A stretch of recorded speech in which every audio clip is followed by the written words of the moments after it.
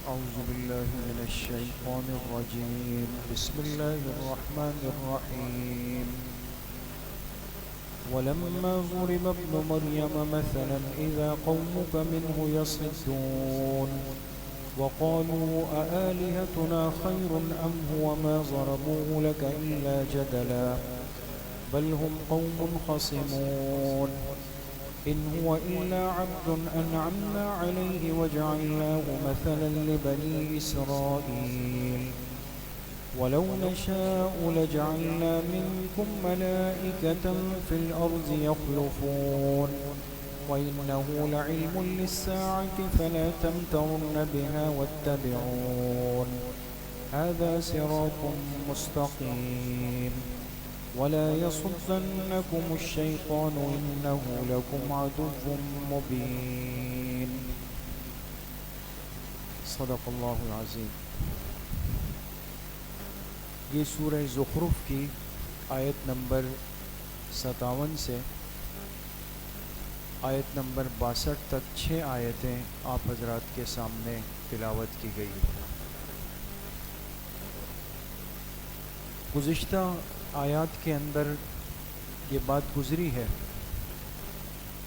کہ مشرکین مکہ نے آپ علیہ الصلاۃ والسلام پر یہ اعتراض کیا کہ اگر آپ اللہ کے صحیح اور سچے پیغمبر تھے تو آپ کے پاس دنیا کے اسباب اور وسائل کیوں نہیں، یا دنیا کا کوئی منصب اور عہدہ آپ کے پاس کیوں نہیں. تو آپ سے بات عرض ہوئی کہ گویا ان کی سوچ یہ تھی کہ کسی بھی کام کی قبولیت کے لیے ضروری ہے کہ اس کے پاس دنیا اور دنیا کے اسباب موجود ہوں، جبکہ اللہ پاک کے ہاں یہ ضابطہ نہیں. کسی بھی کام کی قبولیت کے لیے اللہ پاک قابلیت کا ایک معیار طے کر لیتے ہیں. پیغمبر کے اندر کس درجے کی قابلیت ہوتی ہے، اللہ پاک اس کا چناؤ کیوں کرتے ہیں، اللہ اس کو منتخب کیوں کرتے ہیں، اس کا دنیا کے اسباب سے کوئی واسطہ نہیں، وہ الگ چیز ہے. تو یہ سوچ ہی کفر کی ہے. اور پھر اس بات کو سمجھانے کے لیے اللہ پاک نے مثال دی حضرت موسیٰ علیہ السلام اور فرعون کی، کہ جب موسیٰ علیہ السلام فرعون کے پاس گئے اور وہاں بات کی، دعوت دی، تو من وعن فرعون نے بھی یہی کہا لوگوں سے، الیس لی ملک مصر وہذہ الانہار تجری من تحتی، لوگوں بتاؤ یہ ملک مصر، اس کی بادشاہت اور اس کے نیچے یہ بہنے والی نہریں، یہ سب میری ہے، اس کے پاس کیا ہے؟ فرمایا اور اس کا جواب بھی ارشاد فرمایا. ان آیات کا ترجمہ ہے وَلَمَّا ضُرِبَ ابْنُ مَرْيَمَ مَثَلًا، اور جب ابن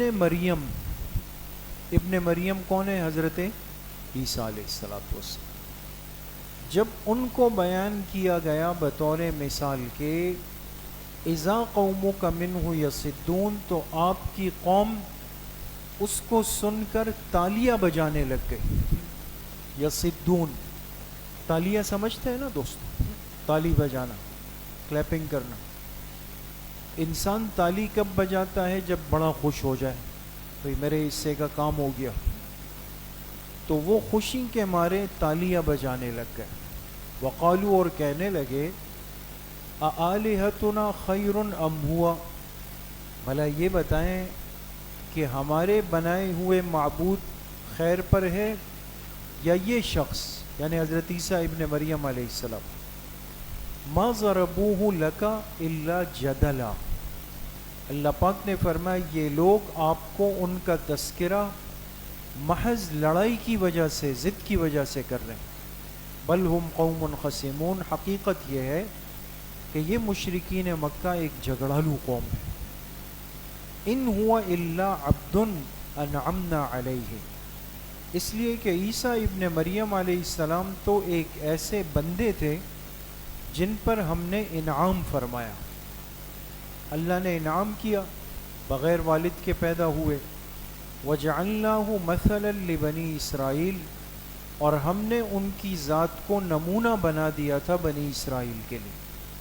وَلَوْ نَشَاءُ، ہم تو اس سے بڑھ کر اگر چاہیں لَجَعَلْنَا مِنْكُمْ مَلَائِكَةً، تم ہی میں فرشتے پیدا کر دیں، فی الارض یخلفون، جو زمین کے اندر زندگی گزارتے رہیں.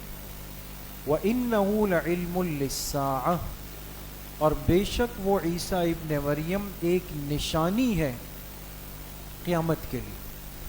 فَلَا تَمْتَرُنَّ بِهَا، لہٰذا تم لوگ ہرگز اس میں شک مت کرو. وَاتَّبِعُونَ، اور میری ہی اتباع کرو. هَذَا صِرَاطٌ مستقیم، یہی سیدھا راستہ ہے. وَلَا يَصُدَّنَّكُمُ الشَّيْطَانُ، ہرگز شیطان تمہیں سیدھے راستے سے نہ روک دے. إِنَّهُ لَكُمْ عَدُوٌّ مُّبِينٌ، بے شک وہ تم سب کا کھلا دشمن ہے. سمجھ گئے دوستو؟ یہ ترجمہ ہے. اب یہ بڑی اہم آیات ہے دوستو. ایک تو ان آیات کے اندر جو ہمارے لیے سمجھنے کی اور عبرت کی بات ہے وہ یہ ہے کہ یہ مزاج بنانا کہ کسی بھی بات سے جان بوجھ کر اپنے ذہن میں آنے والی غلط بات کو سامنے رکھ کر ایک اعتراض اس پہ کر دینا جان بوجھ کے، تاکہ یہ سامنے والا بندہ تھوڑا پریشان ہو جائے، ٹینشن میں آ جائے، اور اس کی وجہ سے ایک ماحول کے اندر ایک تشویش پھیل جائے. آپ نے بہت سارے لوگوں کو دیکھا ہوگا جو ایک پاؤ کے قریب عربی سیکھ لیتے ہیں. پاؤ سمجھتے ہیں نا دوستو؟ پاؤ کے قریب، بعض دفعہ اس سے بھی کم. لیکن اب یہ تو بتانا ہے کہ مجھے یہ بھی آتا ہے، مجھے ایک پاؤ کے قریب عربی بھی آتی ہے یا پاؤ کے قریب انگلش آتی ہے، تو لہٰذا اب کہیں نہ کہیں کوئی ایسی بات کر دیں گے کہ آپ کو لاجواب کرنے کی کوشش کریں گے کہ جی آپ کو یہ چیز پتہ ہے، اس طرح ہے. اچھا نہیں پتہ؟ او ہو، یہ تو ہم نے بھئی ایسا ایسے سیکھا ہے، یہ تو ایسے ایسے ہوا ہے، اور اس میں یہ قاعدہ اور یہ قانون چلتا ہے. اب وہ بیچارہ غریب سامنے والا چھوٹا سا منہ لے کر بیٹھ جاتا ہے کہ یار یہ تو پڑھی لکھی دنیا میں ایک اکلوتا جاہل رہ گیا ہوں. حالانکہ کچھ بھی نہیں ہوتا، کچھ بھی نہیں ہوتا. ہمارے حضرت مفتی نظام الدین شامزئی صاحب رحمۃ اللہ علیہ شہید، وہ طلبہ سے فرمایا کرتے تھے کہ آپ لوگ اپنی پڑھائی پر، کتابوں پر توجہ دیں، دنیا کی باتوں سے اپنے آپ کو مرعوب نہ کریں. اس لیے کہ عام طور پہ ہم باہر نکلتے ہیں تو ہر آدمی انگلش بول رہا ہے نا.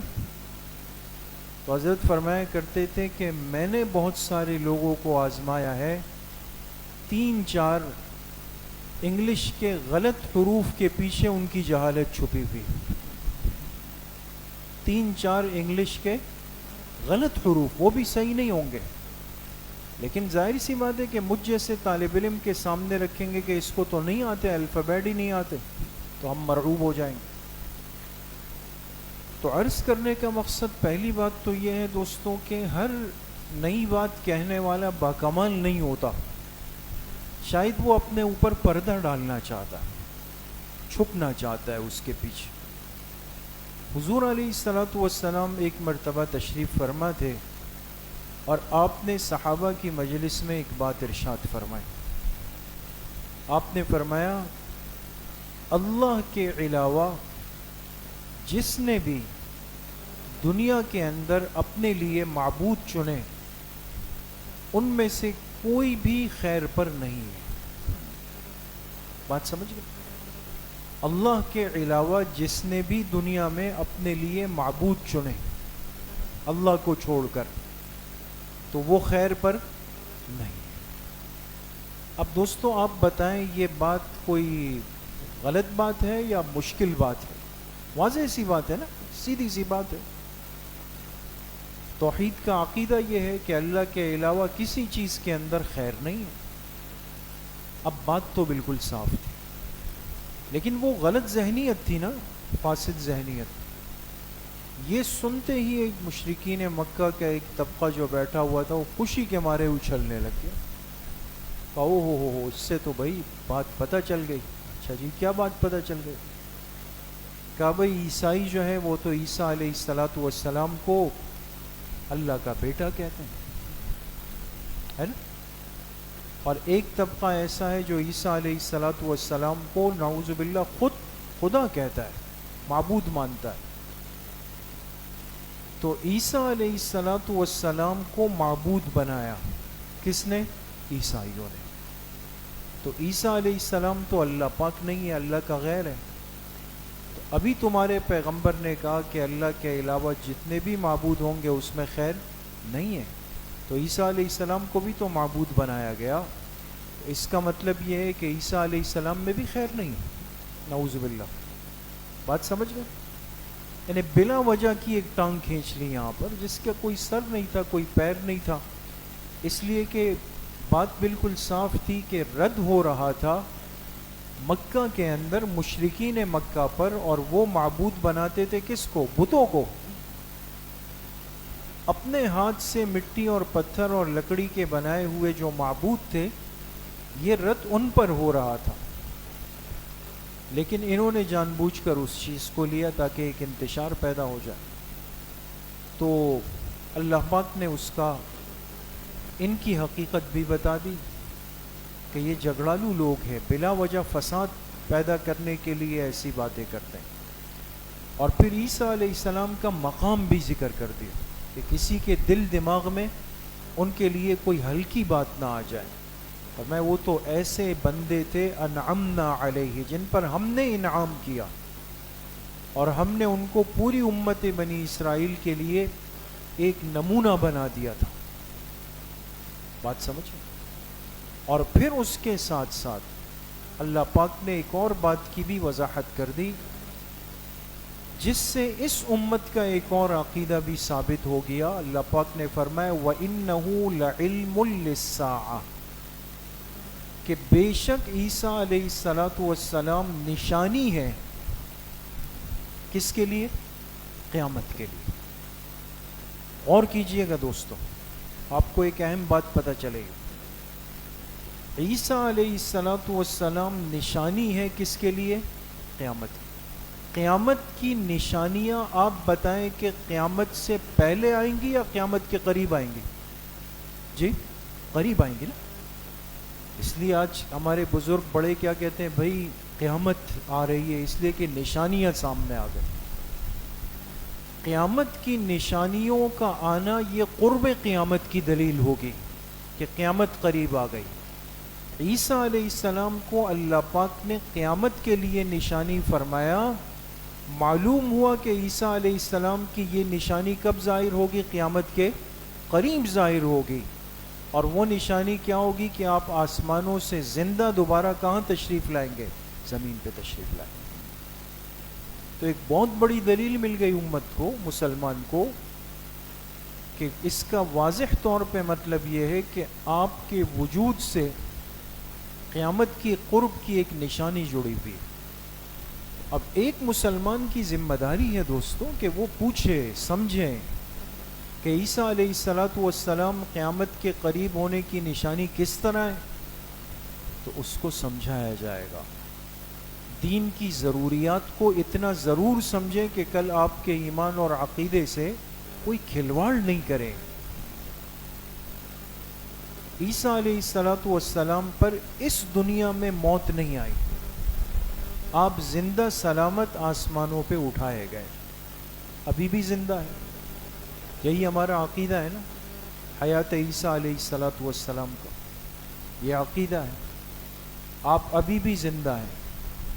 عیسائیوں نے کہا کہ حضرت عیسیٰ علیہ السلام کو صلیب پر پھانسی دی گئی، یعنی نعوذ باللہ ان پر موت آ گئی. لیکن فرق ہے، عیسائیوں نے کہا کہ پھانسی دی گئی، پھانسی ملنے کے بعد پھر اللہ نے ان کو زندہ کیا اور پھر اوپر اٹھا لیا. یہ کس نے کہا؟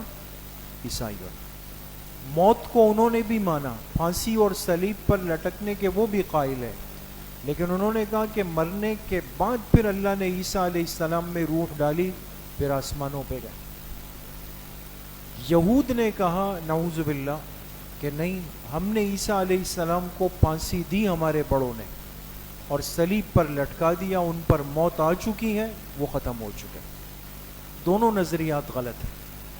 اس امت کو جو عقیدہ ملا جناب نبی کریم صلی اللہ علیہ وسلم کی برکت سے، وہ کیا ہے کہ یہود نے عیسیٰ علیہ السلام کو پھانسی دینے کی کوشش کی، لیکن اللہ نے ان کی حفاظت فرمائی فرشتوں کے ذریعے سے۔ بات سمجھ گئے؟ اور جس شخص کو لے جا کر پھانسی پر لٹکایا گیا وہ عیسیٰ علیہ السلام نہیں تھے، بلکہ ان کے ایک حواری تھے، ان کے ایک ساتھی تھے جنہوں نے اپنے آپ کو پیش کیا۔ عیسیٰ علیہ السلام نے فرمایا کون ہے جو میرے لیے قربانی دے گا؟ انہوں نے فرمایا میں ہوں۔ انہوں نے لے جا کے لٹکا دیا، فرشتے آئے اور عیسیٰ علیہ السلام کو بحفاظت آسمانوں پہ زندہ سلامت لے گئے۔ تو دنیا کی موت حضرت عیسیٰ علیہ السلام پر آئی ہی نہیں دوست۔ بات سمجھ میں آ گئی؟ آپ دوسرے آسمان پہ زندہ ہے، اور جب قیامت نعوذ باللہ اپنی ذات کو مسیح موعود بنانے کے لیے مرزا قادیانی نے عیسیٰ علیہ السلام کی موت کا عقیدہ کڑا۔ اس لیے سمجھے بات کو دوستوں، یہ فتنے آج کل عام ہیں، اور ہماری نوجوان نسل یا وہ طبقہ جو کچھ مطالعہ کرنا چاہتا ہے وہ سب اس مواد کو دیکھ رہا ہے جو انٹرنیٹ پر مہیا ہے، جو چیز جہاں سے سامنے آ گئی، اور اس میں یہ زہر واضح طور پہ نعوذ باللہ موجود ہوتا ہے کہ عیسیٰ علیہ السلام کے آنے کا تصور، حضرت مہدی کے آنے کا تصور، دجال کے آنے کے معاملات، اس سے مقابلہ، ان سب چیزوں کو وہ کیا کہتے ہیں تو من گھڑت قصے کہانیاں ہیں، ایسا کچھ بھی نہیں۔ یہ سب قرآن کی آیات ہے جو ابھی آپ نے سنا ترجمہ اس کا، صحیح احادیث ہے۔ اس لیے اپنے ایمان کی اور ضروریات ایمان کی حفاظت بہت ضروری ہے۔ اللہ پاک مجھے بھی آپ سب کو صحیح عمل کی توفیق نصیب فرمائے۔ الحمدللہ رب العالمین والصلاة والسلام علی سیدنا